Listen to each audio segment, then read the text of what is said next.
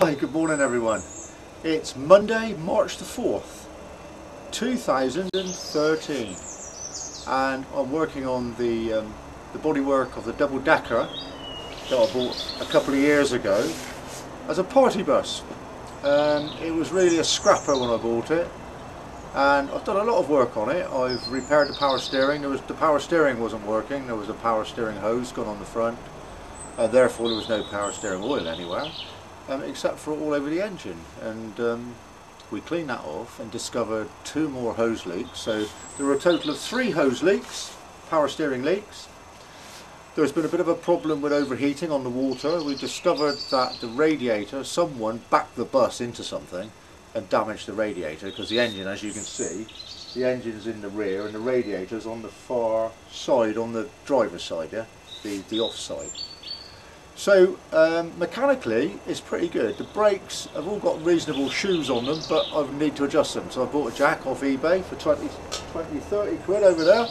12-ton jack, arrived this morning. So I will be jacking up later, taking the wheels off, doing the brakes, servicing the brakes. And once I start servicing the brakes, I'll go through the oils on the back axle, gearbox oils.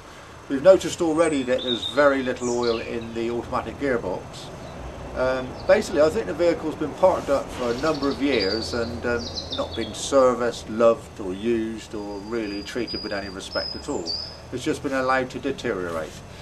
And I've noticed, if you look now, you can see where I've started rubbing away. There was a lot of damage on the back. The previous owners, I think, used it in festivals, and so it got a lot of beating around, it got damaged here and there. And I've taken all the rear panels off, because they were all hanging off anyway. They were held on with bits of old wire and nuts and bolts that didn't really fit, and it rattled and all, you know, it was a proper old scrappy.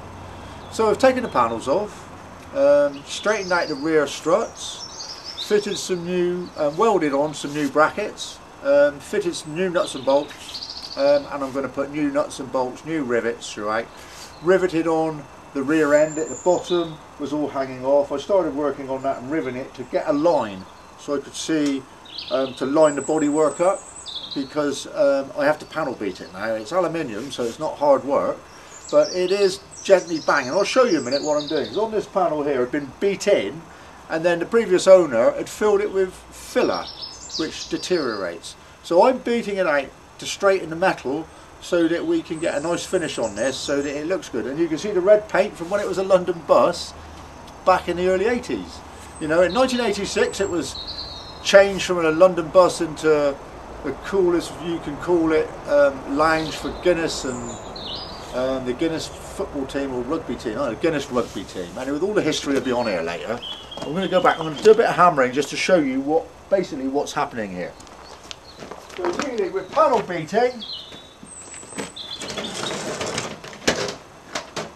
you need something to beat against, something to beat, and something to beat against. So here we have an indentation about here. Very, very gentle, because you don't want to stretch the metal too much. Once you start stretching the metal, then it stretches and you have like a bubble, too much metal, and then you've got to beat it in to fill it. And the idea is to get a lovely straight plane down here, so that we can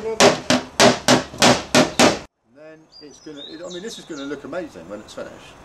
It's going to sound amazing, it's going to drive like 50-year-old bus, and that's it really, yeah, 50-year-old bus, 1960,